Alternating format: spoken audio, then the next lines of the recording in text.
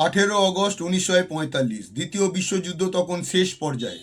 Japan আত্মসমর্পণ করেছে আর গোটা পৃথিবী একটি নতুন ভোরের আশায় অপেক্ষা করছে। ঠিক সেই দিনই তাইওয়ানের তাইহোকু, যা বর্তমানে তাইপেন নামে পরিচিত, বিমানবন্দরে এমন একটি ঘটনা ঘটে যা ভারতের ইতিহাসে এমন এক রহস্যের জন্ম দেয় যার সমাধান আজও হয়নি। একটি জাপানি বোমারু বিমান রানওয়ে থেকে উড্ডয়ন করে, কিন্তু কয়েক মুহূর্তের মধ্যেই আকাশে সেটিতে বিস্ফোরণ ঘটে। বিমানটি মাটিতে ভেঙে পড়ে এবং আগুনের লেলিহান শিখায় গ্রাস হয়ে যায়। কয়েকদিন পর টোকিও রেডিও থেকে ঘোষণা করা হয়, আজাদ হিন্দ ফৌজের সর্বাধিনায়ক নেতাজি সুভাষচন্দ্র বসু দুর্ঘটনায় মৃত্যুবরণ করেছেন। সমগ্র ভারত শোকে স্তব্ধ হয়ে যায়। প্রতিটি চোখ ছিল অশ্রু সজল। কিন্তু এই মর্মান্তিক সংবাদকে ঘিরে যে গল্প তৈরি করা হচ্ছিল, তাতে এমন অনেক বড় অসঙ্গতি ছিল যেগুলো গভীরভাবে খতিয়ে দেখলে আপনার পায়ের তলায় মাটি সরে যেতে পারে। আপনি কি জানেন যে হাসপাতালে নেতাজির মৃত্যুর দাবি করা হয়েছিল, সেখানে তার নামে কোনো মৃত্যু সনদ কখনো তৈরি হয়নি?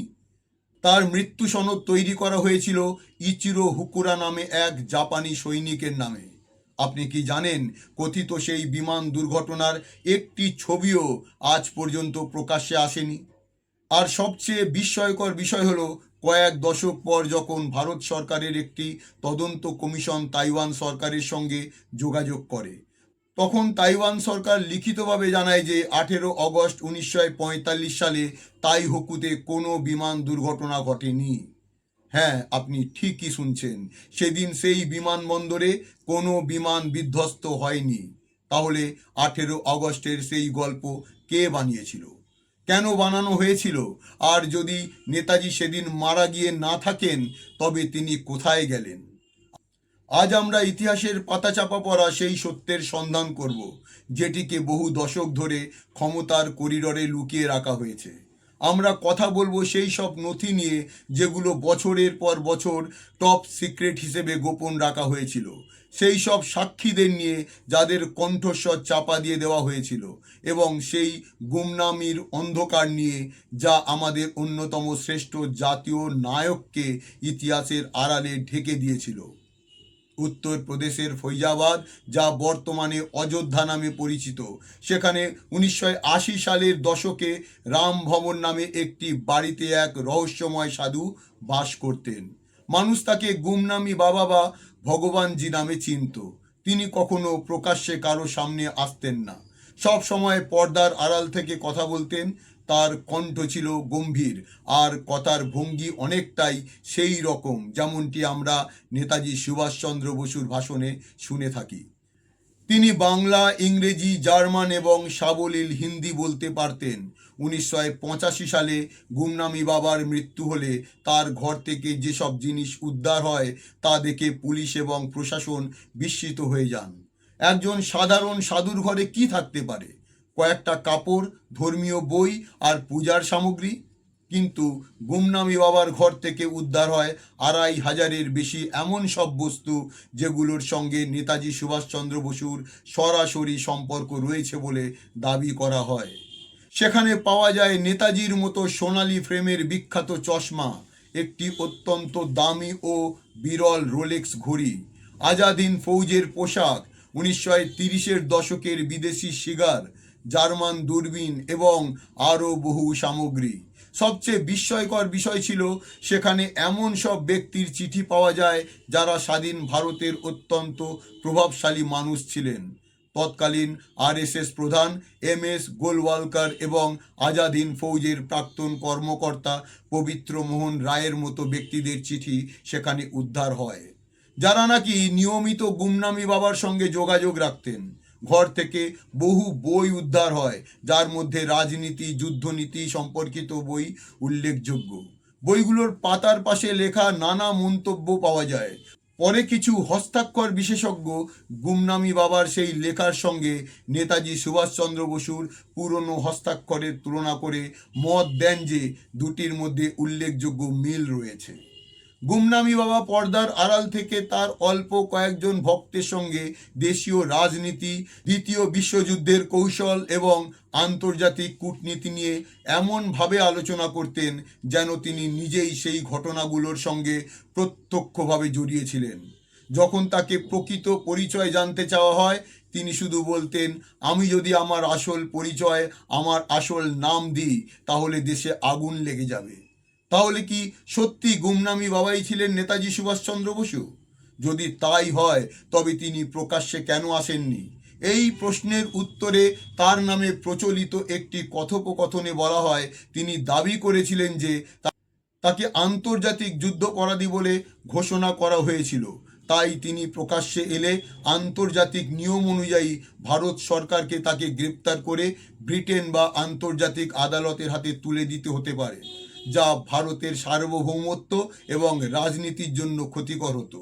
এটি কি সত্যি নিজের দেশকে রক্ষা করার জন্য একজন দেশপ্রেমিকের সবচেয়ে বেদনাদায়ক আত্মত্যাগ ছিল? নিজের পরিচয় মুছে ফেলে নিজের দেশেই এক অচেনা নামহীন মানুষের মতো জীবন শেষ করা?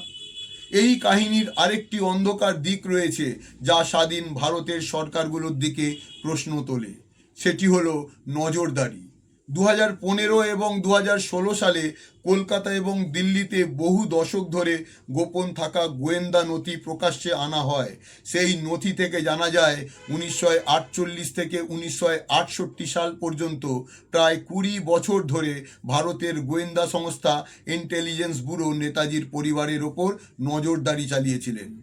কলকাতার এলগিন রোডে অবস্থিত তাদের পৈতৃক বাড়ির উপর নজর রাখা হতো। তার ভাইপো অমিয়নাথ বসু এবং শিশির কুমার বসুর চিঠিপত্র মাঝপথে খুলে পড়া হতো।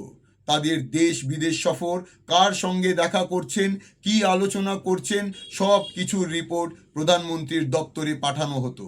এখন প্রশ্ন উঠতেই পারে, যদি সরকার নিশ্চিত হয়ে থাকেন যে 1945 সালে বিমান দুর্ঘটনায় নেতাজির মৃত্যু হয়েছিল, তাহলে এখনও তার পরিবারের ওপর টানা 20 বছর নজরদারি কেন? এটা কি শুধু কাকতালীয়, নাকি সরকার নিজেও নিশ্চিত ছিল না? নেতাজি শুধু একজন মানুষ ছিলেন না, তিনি ছিলেন এক আদর্শ। তার আজাদ হিন্দ ফৌজ ব্রিটিশ সাম্রাজ্যের ভিত কাঁপিয়ে দিয়েছিল। যখন আজাদ হিন্দ ফৌজের সেনাদের দিল্লির লাল কেল্লায় বিচার চলছিল, তখন ভারতীয় সেনা ও নৌবাহিনীর বহু সদস্যের মধ্যে বিদ্রোহের মনোভাব দেখা দেয়। 1946 সালের নৌ বিদ্রোহ ব্রিটিশদের বুঝিয়ে দিয়েছিল যে ভারতীয় সেনাদের ভরসায় ভারত শাসন করা আর সম্ভব নয়। পরবর্তীকালে ব্রিটেনের তৎকালীন প্রধানমন্ত্রী ক্লেমেন্ট অ্যাটলি সম্পর্কে একটি বহুল আলোচিত দাবি প্রচলিত হয়ে যে তিনি নাকি এক ভারতীয় কর্মকর্তার সঙ্গে আলোচনায় বসেছিলেন। ভারত ছাড়ার অন্যতম বড় কারণ ছিল নেতাজির আজাদ হিন্দ ফৌজের প্রভাব এবং ভারতীয় সেনাদের মধ্যে বিদ্রোহের আশঙ্কা। যদিও এই দাবির সত্যতা নিয়ে ইতিহাসবিদদের মধ্যে মতবাদ রয়েছে।